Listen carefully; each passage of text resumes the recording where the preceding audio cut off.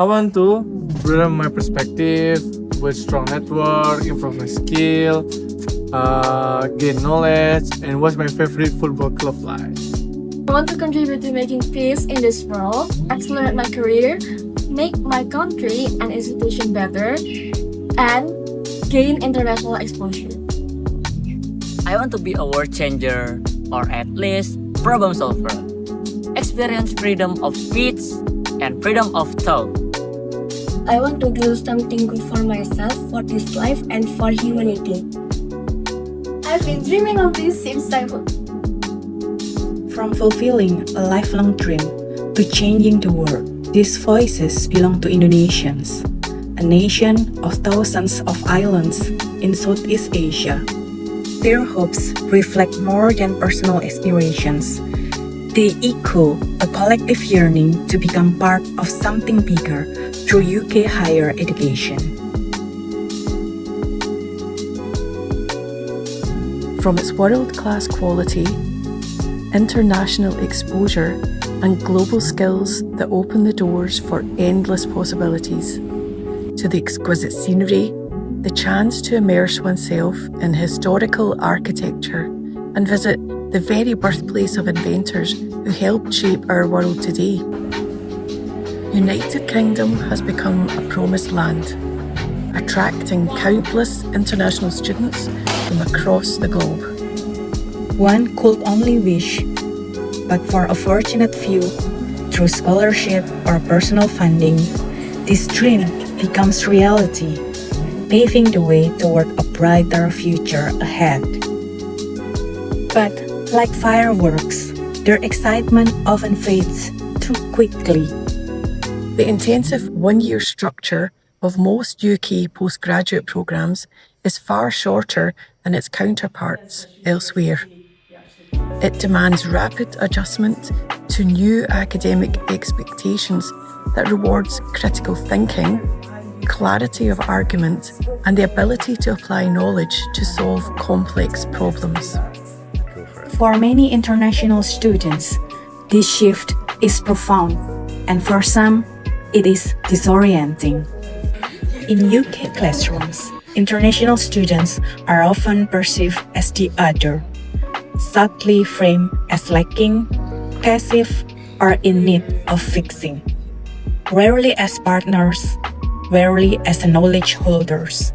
Indonesian students, in particular, have long carried this burden, seen as underprepared, too quiet, too compliant.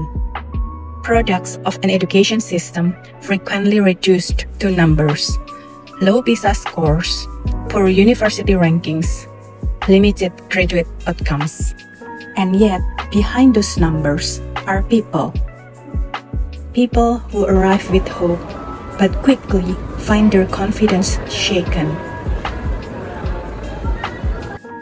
Despite working hard, many struggles.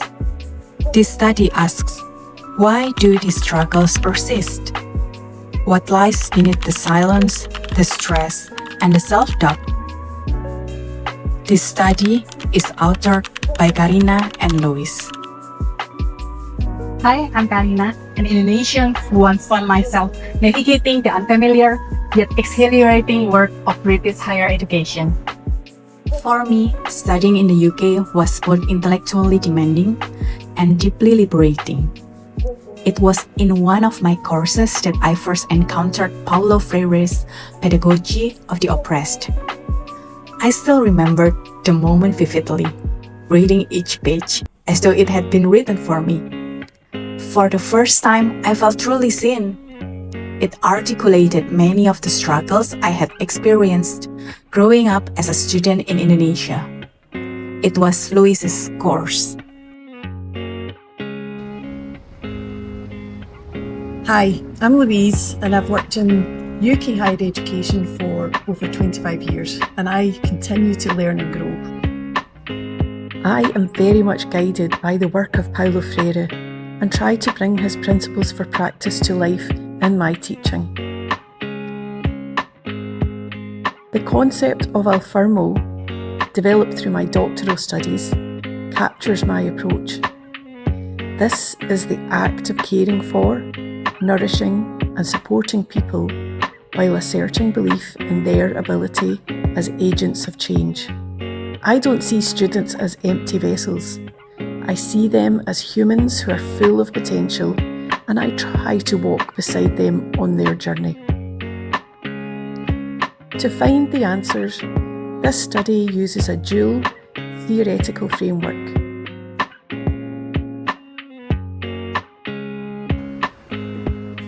Three key lessons emerge from this study. First, in their early UK classroom encounters, many Indonesian students remain silent. But this is not a sign of passivity or incapacity. It is the result of education system that emphasizes compliance over agency and the early difficulty of adjusting to a new environment that praises criticality and autonomy, yet rarely scaffolds them equitably. Second, students quickly learned that their prior academic success, their straight A's and their hard work was no longer enough. Third, transformation is possible. Freire reminds us that education can be liberating. Bandura shows that agency can be rebuilt. With the right tools, reflections, encouragement, and the space to grow, students can reclaim their voices. When classrooms shift from evaluation to co-creation, when student stories are heard and valued, something changes. Now I see things differently. I've become more critical. I try to understand why people have different views.